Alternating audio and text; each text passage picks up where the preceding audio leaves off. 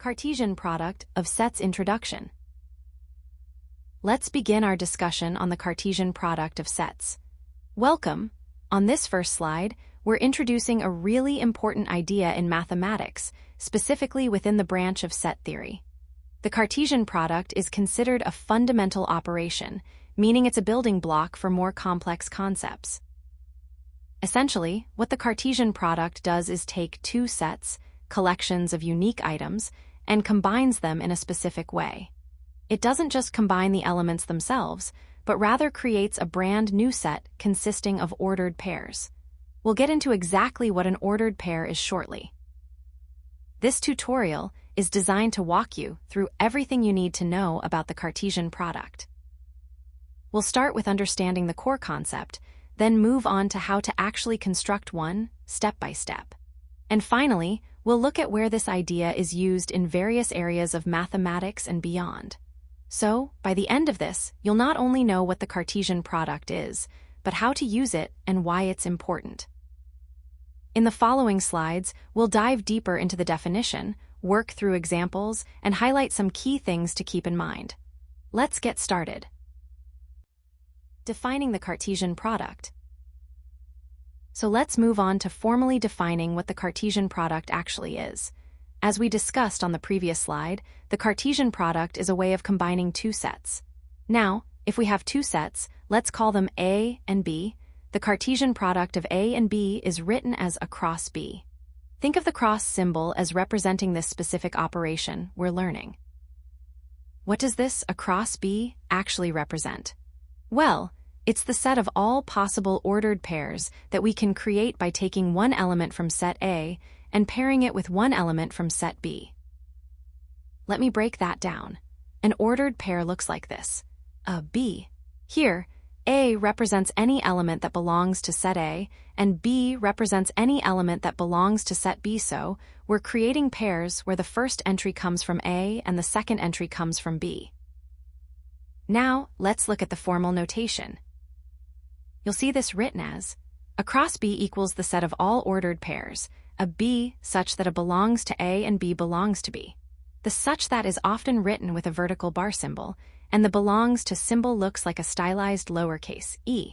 So, we read that as a cross B equals the set of all ordered pairs, a B, where is an element of A and B is an element of B. Essentially, this just formalizes what we said earlier. We systematically take every element from set A and pair it with every element from set B. And this is really important. The order within each pair matters.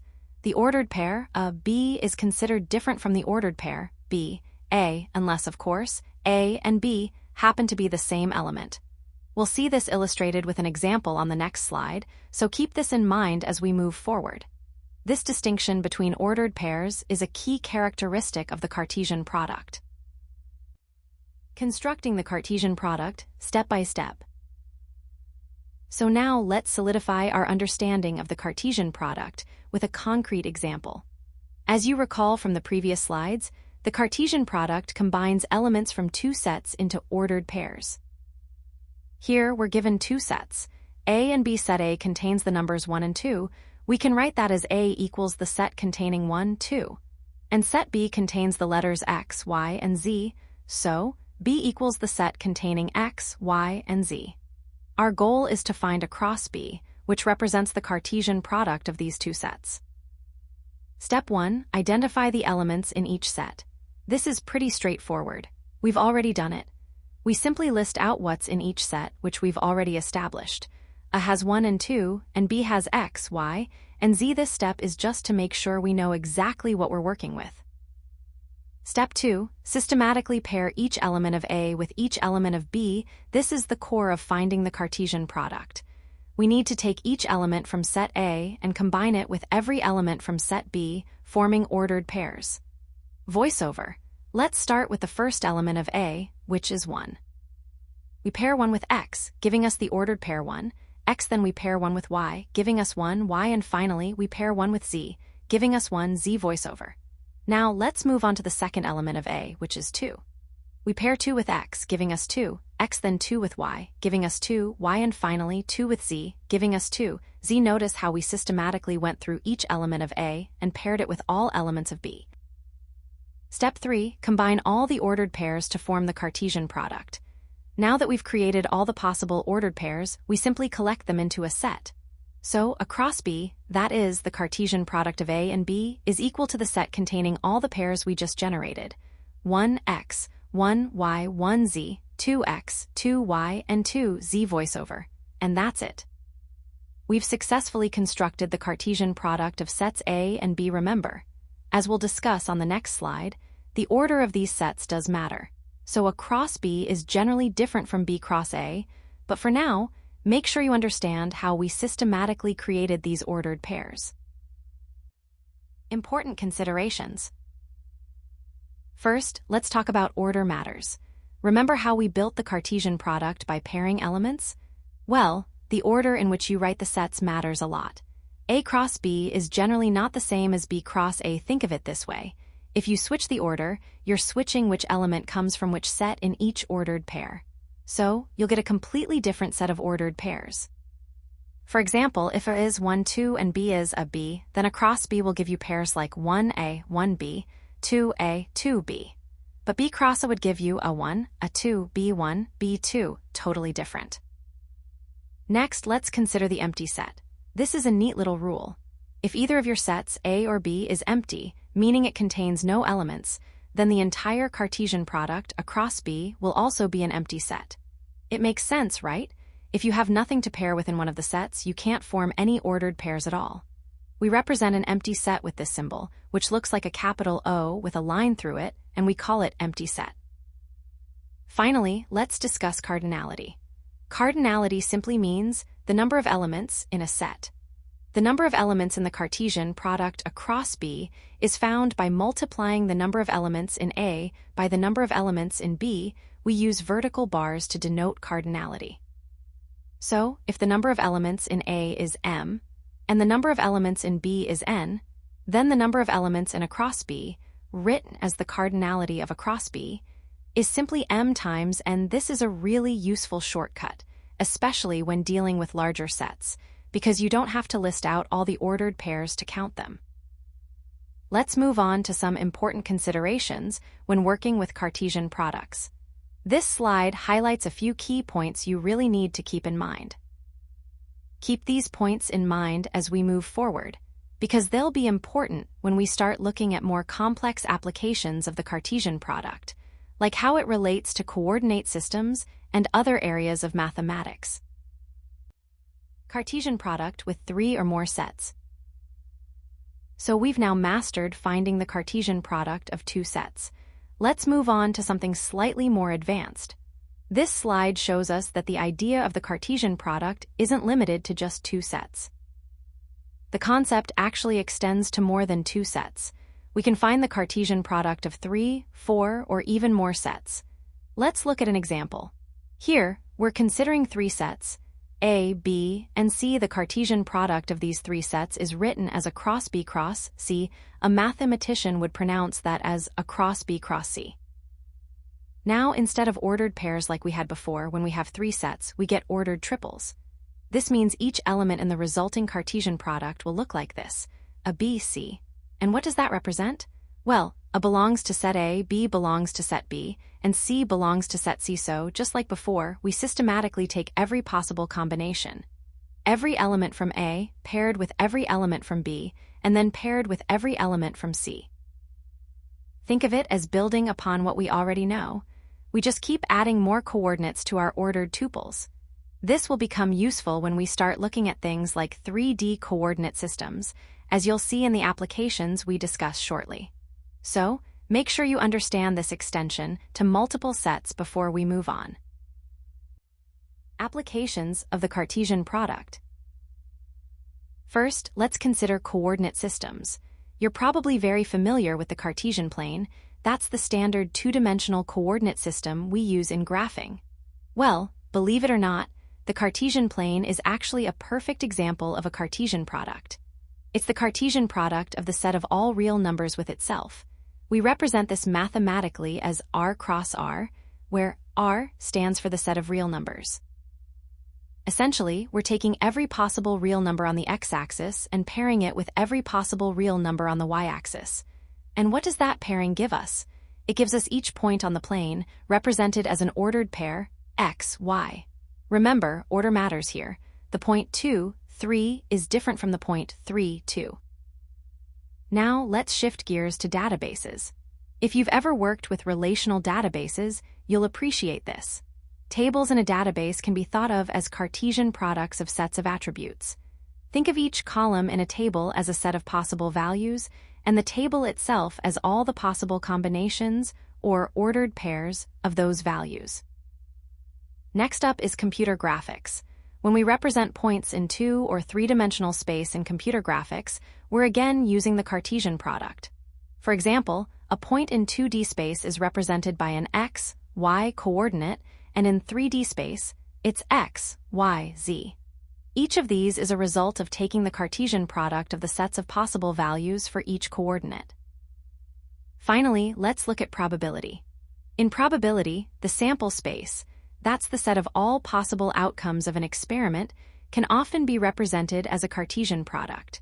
For instance, if you roll a 6-sided die and flip a coin, the sample space would be the set of all possible combinations of die rolls and coin flips, which can be represented as a Cartesian product. Let's move on to slide 6, where we'll explore some real-world applications of the Cartesian product. As we've learned, the Cartesian product isn't just an abstract mathematical concept.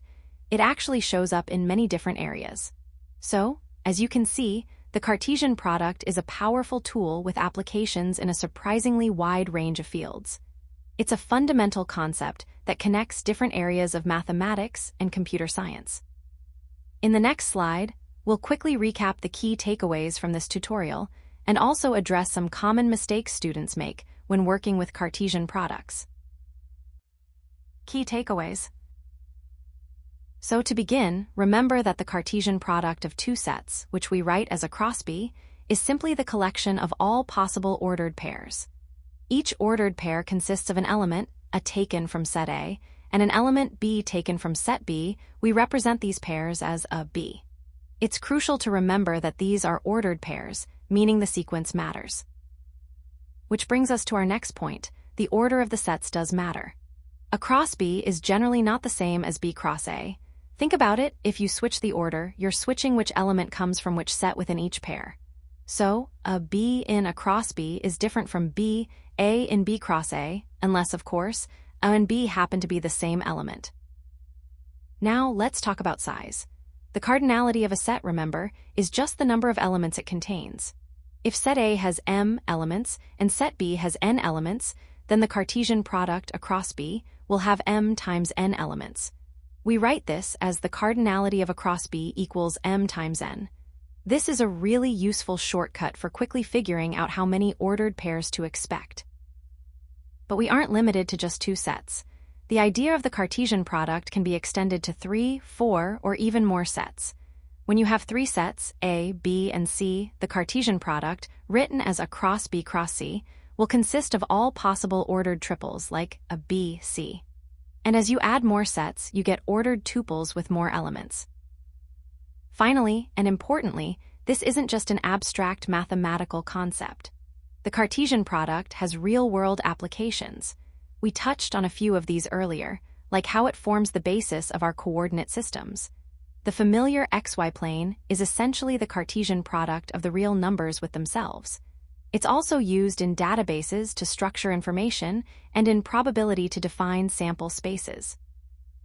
Let's recap everything we've learned about the Cartesian product with this final slide. So that brings us to the end of this tutorial. Hopefully, you now have a solid understanding of the Cartesian product, how to construct it, and why it's a useful tool in mathematics and beyond.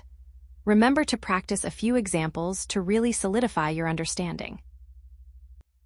Common mistakes. So the first mistake we see is confusing the Cartesian product with set unions or intersections. Now, remember we talked about unions and intersections earlier in set theory. Those operations combine elements to create a single set. The Cartesian product is different. It doesn't just combine elements, it creates ordered pairs. So, Instead of just listing the elements that are in both or either set, we're making pairs, and that's a key distinction. Next, a very common error is forgetting that order matters. In an ordered pair, like we've been writing, the first element is different from the second. So, if we have an ordered pair A, B, that is generally not the same as B, unless A happens to be equal to B. Think of it like coordinates on a graph. The x-coordinate and y-coordinate are distinct, and swapping them changes the location.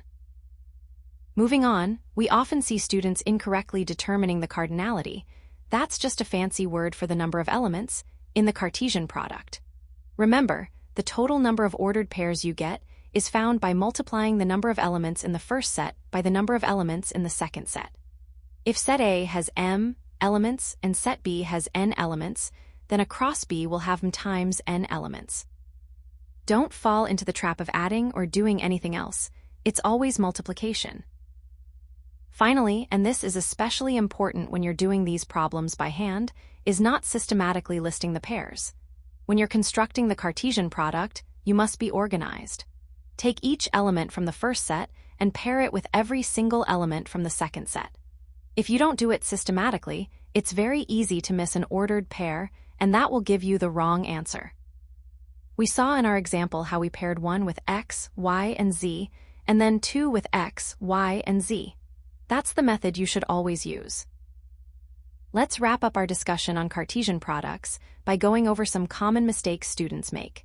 This is really important to make sure you fully grasp the concept and can apply it confidently. So, keep these common pitfalls in mind, and you'll be well on your way to mastering the Cartesian product. Now that we've covered the common mistakes, you should have a solid understanding of this concept and be ready to tackle more complex problems.